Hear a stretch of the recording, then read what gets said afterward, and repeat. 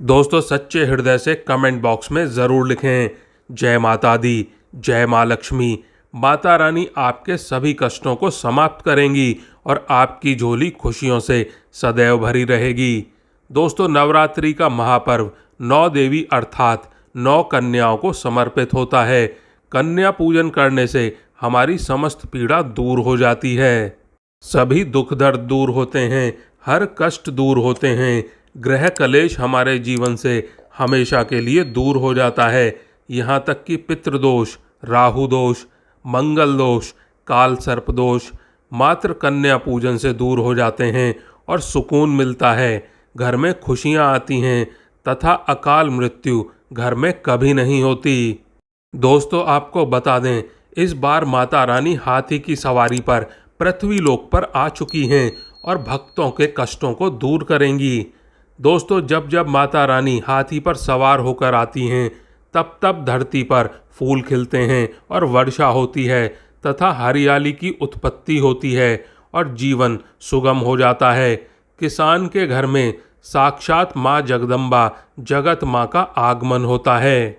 दोस्तों इस बार के नवरात्रे बहुत ही शुभ और मंगलकारी माने जा रहे हैं। इस बार शारदीय नवरात्रि 15 अक्टूबर दिन रविवार को शुरू होकर 23 अक्टूबर दिन सोमवार को समाप्त होंगे। ऐसे में 24 अक्टूबर दिन मंगलवार को ही दुर्गा विसर्जन हो सकता है। जो लोग माता रानी की स्थापना करते हैं वह लोग 24 अक्टूबर दिन मंगलवार को विसर्जन करेंगे। दोस्तों शास्त्रों के अनुसार नवरात्रि के दिनों में माता रानी का पूजन करने से, कन्या पूजन करने से माँ अभय वरदान प्रदान करती हैं। कुंडली में जो कष्ट होते हैं उन्हें ठीक कर देती हैं। श्रीधर की तरह ही सच्चे व्यक्ति के सभी कष्टों का निवारण माँ शीघ्र ही करती हैं। माँ की उपासना से विनम्रता का विकास होता है, सभी कष्ट, दरिद्रता, दुख कष्ट नष्ट हो जाते हैं। लेकिन दोस्तों नवरात्रि के दौरान सबसे ज़्यादा महत्व होता है कन्या पूजन का। दोस्तों कन्या जो होती है फूलों की पंखुड़ियों की तरह नाजुक होती है। कन्या पूजन सर्वोत्तम है, श्रेष्ठ है।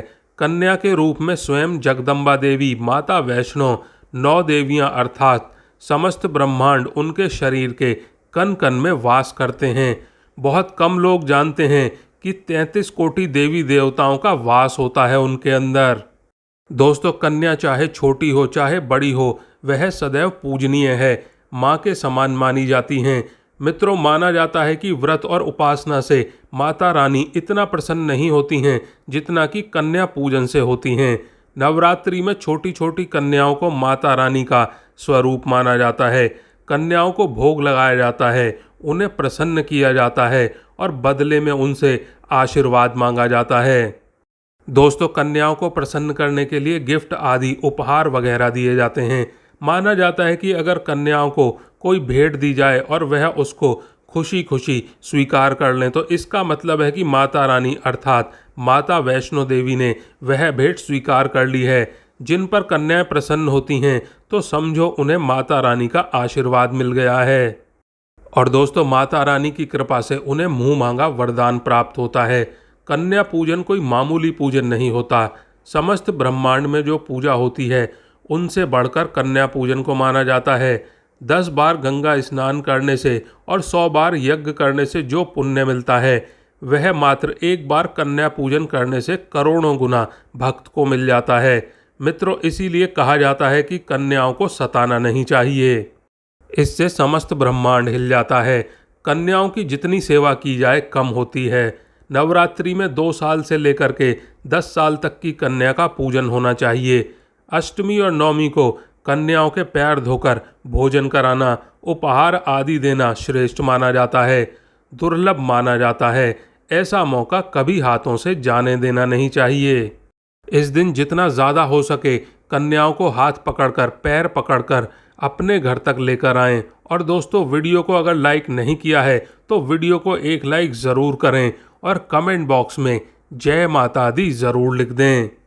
दोस्तों कन्या जब आपके घर पर आए तब सभी के पैरों को दूध और पानी से धोना चाहिए। खासकर मर्दों को कन्याओं के पैर अवश्य धोने चाहिए, इससे माता वैष्णो देवी प्रसन्न होती हैं। दोस्तों फिर उसके बाद में कन्याओं को किसी साफ जगह पर ज़मीन पर कपड़ा बिछाकर बैठाना चाहिए। उनके माथे पर अक्षत, फूल और कुमकुम लगाना चाहिए। फिर उसके बाद में भोजन ग्रहण करवाना चाहिए। लेकिन हमेशा याद रहें, कन्याओं की थाली में 3 पूड़ी कभी नहीं रखें, इसे शुभ नहीं माना जाता। 3 पूड़ियाँ तथा 3 रोटियां मरने वाले व्यक्ति के लिए दी जाती हैं और जेल में कैदियों के लिए दी जाती हैं। ऐसे में कन्याओं को उनकी थाली में 3 पूड़ी कभी न दें, लेकिन 1-2 करके पूड़ियां दे सकते हैं।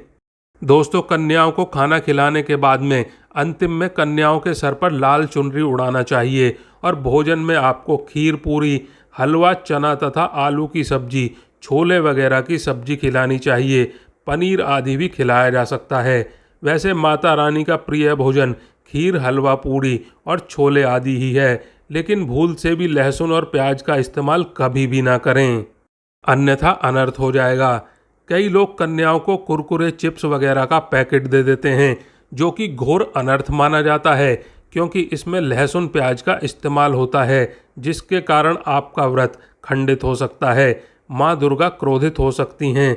जहां आपने 9 दिनों तक लहसुन प्याज का परहेज किया, लेकिन आपकी एक गलती पूरे व्रत को खंडित कर सकती है। ऐसी नादानी बिल्कुल भी ना करें। और दोस्तों, कई लोग कन्या पूजन में खाना घर पर नहीं बनाते और मार्केट से रेडीमेड लाकर ही खिलाते हैं तथा दही जलेबी आदि खिलाते हैं, जो कि शुभ नहीं माना जाता।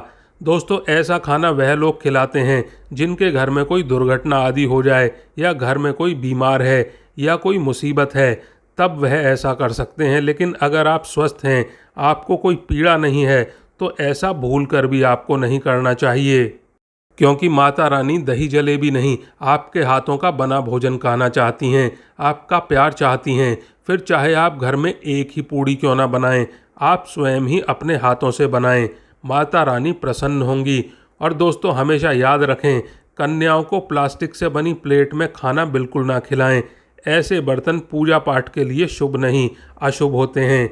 ऐसे बर्तन कई बार जानवरों की हड्डियों द्वारा बनाए जाते हैं, इसीलिए ऐसा पाप मत करना। कन्याओं को हमेशा स्टील के बर्तन या पत्तों से बने बर्तन में भोजन करवाना, यह बहुत ही शुभ माना जाता है। अगर आप पेड़ के पत्तों में भोजन करवाते हैं तो माता अभय वरदान प्रदान करती हैं। और दोस्तों, भोजन करने के बाद में कन्याओं की थाली में 1 लौंग ज़रूर रखनी चाहिए, क्योंकि लौंग देवी शक्ति तथा माँ दुर्गा को बहुत प्रिय है। लौंग माता शक्ति का प्रतीक होती है। लौंग में नवदुर्गा निवास करती हैं, इसीलिए इन 9 दिनों में माता रानी को लौंग का भोग भी लगाया जाता है। तो खाना खाने के बाद में कन्याओं को लौंग अवश्य अर्पित करें। माता रानी को अमृत से बढ़कर लौंग प्रिय है, इसीलिए कन्याओं की थाली में चुपचाप 1 लौंग रख दें, आपका भाग्य चमक जाएगा। माता लक्ष्मी आपके जीवन में धन की कोई कमी नहीं होने देंगी। और दोस्तों, कन्याओं को उपहार में उन्हें खुश करने के लिए उनकी थाली में दक्षिणा डालें, ताकि आपके घर में संपन्नता बनी रहे तथा धन की कभी कोई कमी ना हो। कन्या जब आपके घर से खुशी खुशी धन लेकर जाती है, तो वह भी आपको खुशी खुशी कई गुना आपको धन प्रदान करती हैं। इस समय कंजूसी मत करना, खुशी खुशी कन्याओं को धन अवश्य देना। कन्याओं को कोई सुंदर गिफ्ट भी दे सकते हैं। दोस्तों, शास्त्रों में बताया जाता है कि कन्या जितना खुश होती हैं, माता रानी उतनी ही जल्द आपको फल प्रदान करती हैं। कन्याओं को आप गिफ्ट में चॉकलेट बॉक्स दे सकते हैं, खूबसूरत कपड़े दे सकते हैं, स्टील के बर्तन दे सकते हैं, लेकिन याद रहे, कपड़े काले रंग के नहीं होने चाहिए और बर्तन लोहे के नहीं होने चाहिए, नहीं तो राहु केतु का प्रभाव आपके जीवन में प्रवेश कर जाएगा। राहु काल तथा राहु दोष आपको लग जाएगा, इससे आप बर्बाद भी हो सकते हैं। और दोस्तों, जब कन्या अपने घर के लिए प्रस्थान करे तो उनके चरण ज़रूर छुएं और अपने मन में अपनी प्रार्थना को ज़रूर पूरा करें। सच्चे दिल से मांगी हुई मुराद माता रानी अवश्य ही पूरी करती हैं। तो दोस्तों, इस तरह से अगर आप कन्या पूजन करेंगे तो आपके सभी कष्ट दूर होंगे और सभी मनोकामनाएं पूर्ण होंगी और आपका घर धन धान्य से भर जाएगा। आज के लिए बस इतना ही। वीडियो को अगर लाइक नहीं किया है तो वीडियो को लाइक करें, कमेंट बॉक्स में जय माता दी, जय माता लक्ष्मी ज़रूर लिखें। धन्यवाद दोस्तों।